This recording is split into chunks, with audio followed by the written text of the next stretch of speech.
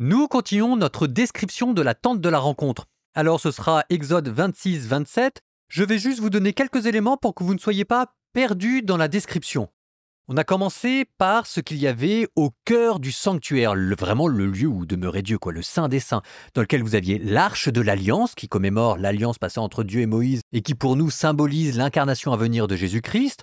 Vous aviez la Ménorah et la table des pains de la proposition. Donc ça, c'est vraiment le mobilier saint, saint, saint. Et ensuite, nous allons regarder dans quoi est-ce qu'il est enclos.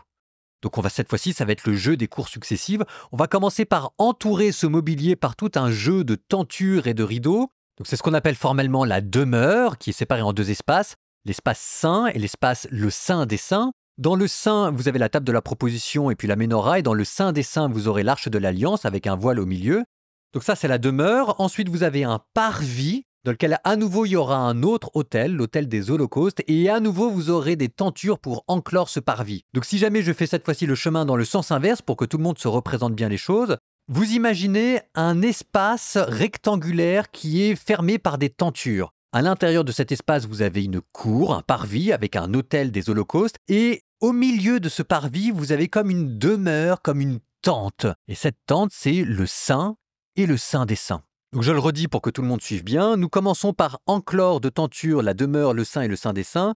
Puis nous parlerons du parvis extérieur et de l'autel des sacrifices avant à nouveau d'enclore tout cet espace sacré dans des tentures extérieures.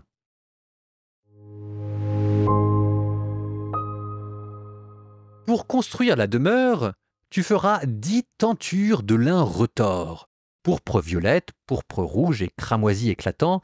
Tu y broderas des kéroubim, ce sera une œuvre d'artiste. Chaque tenture mesurera 28 coudées de long et 4 de large. Toutes les tentures auront les mêmes dimensions. 5 tentures seront assemblées l'une à l'autre et les 5 autres également. Tu feras des lacets de pourpre violette au bord de la première tenture, à l'extrémité de l'assemblage, et tu feras de même au bord de la dernière tenture du deuxième assemblage. Tu mettras 50 lacets à la première tenture et 50 lacets à l'extrémité de la tenture du deuxième assemblage, les lacets s'attachant l'un à l'autre.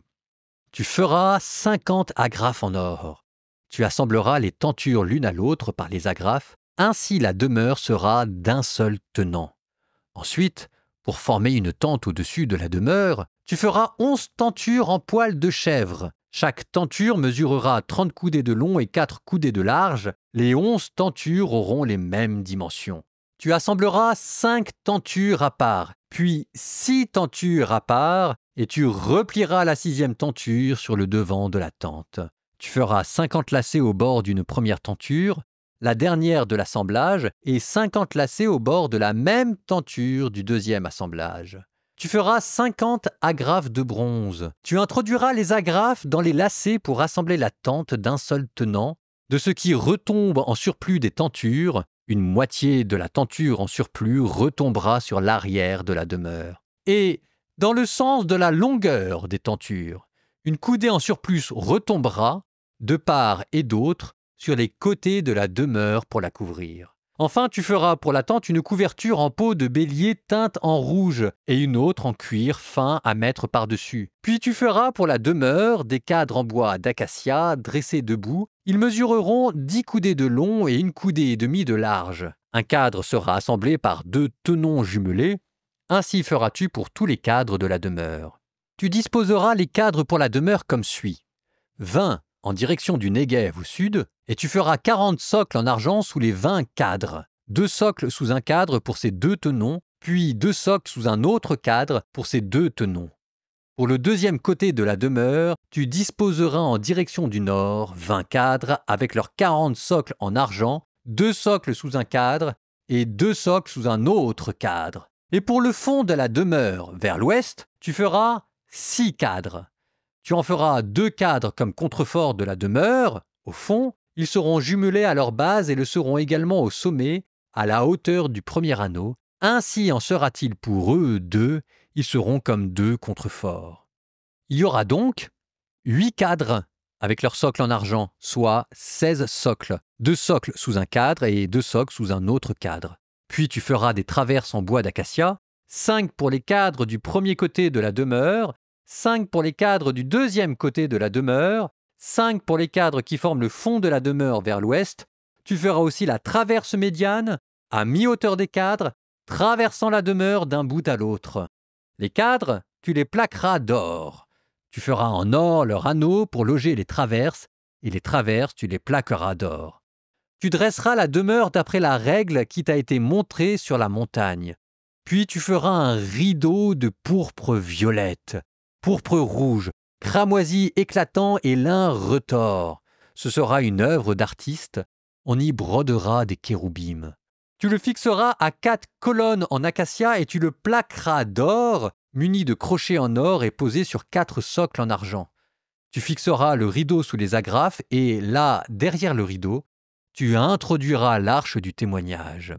Le rideau marquera pour vous la séparation entre le sanctuaire et le Saint des Saints. Tu placeras le propitiatoire sur l'arche du témoignage dans le Saint des Saints. À l'extérieur du rideau, tu poseras la table et en face d'elle le chandelier. La table côté nord de la demeure et le chandelier côté sud. Enfin, pour l'entrée de la tente, tu feras un voile en pourpre violette, pourpre rouge, cramoisi éclatant et lin retors. Ce sera une œuvre d'artisan brocheur. Tu feras pour le voile 5 colonnes en acacia et tu les plaqueras d'or. Tu les muniras de crochets en or et tu couleras pour elles 5 socles en bronze. Puis tu feras l'autel en bois d'acacia. L'autel aura 5 coudées de long, 5 coudées de large. Sa base sera donc carrée et 3 coudées de haut. Tu feras des cornes aux 4 angles de l'autel et ces cornes feront corps avec lui.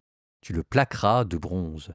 Tu feras les vases pour recueillir les cendres grasses, les pelles, les bols pour l'aspersion, les fourchettes et les brûle-parfums.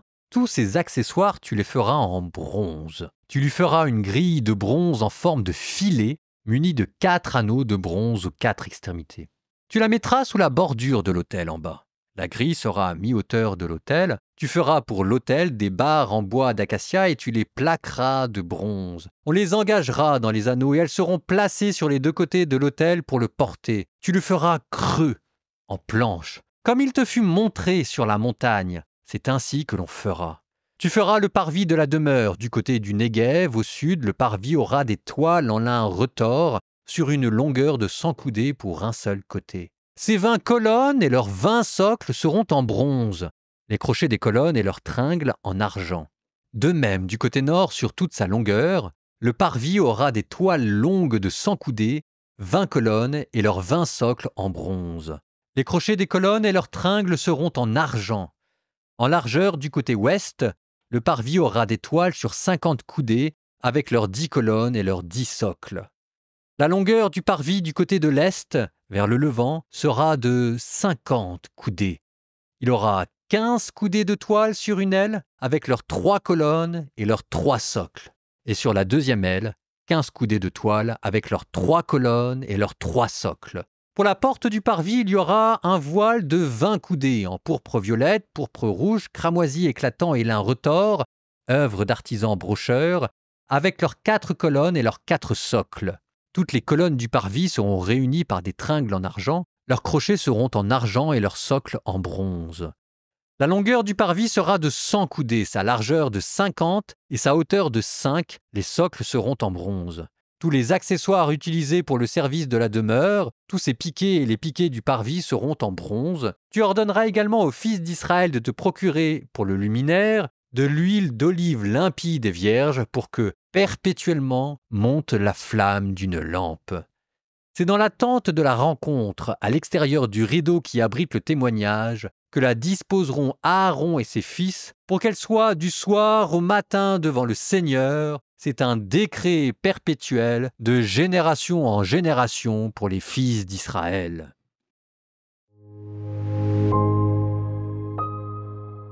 Vous avez vu cette minutie du détail. Cette minutie vise à décrire plusieurs choses. D'abord, la gloire de Dieu que l'on veut honorer en faisant des belles choses proprement, l'amour du travail bien fait, mais vous avez aussi derrière le fait que c'est un rite de protection et donc il faut faire attention parce que si jamais les choses sont mal faites, vous risquez votre vie. C'est des normes de sécurité et les normes de sécurité, si jamais vous savez celles que vous fait l'Europe, vous savez qu'on ne plaisante pas avec ça, elles sont toujours très minutieuses. Et puis derrière le nombre, derrière les fleurs, derrière le motif, vous avez toute une symbolique. Allez hop, qui reprend le jardin d'Éden. Bon, je ferme la parenthèse. Je vous parle un tout petit peu juste là du voile.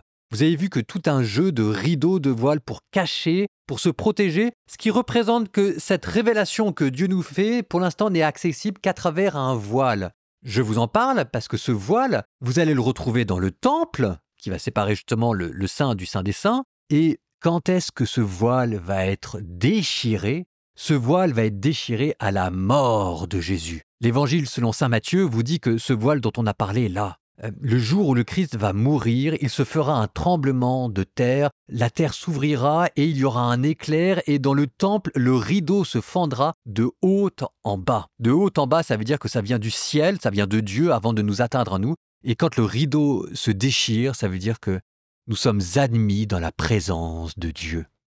Donc derrière, vous êtes en train d'écrire une histoire qui trouvera son dénouement dans Jésus-Christ. Nous terminons par une prière. Au nom du Père et du Fils et du Saint-Esprit. Amen.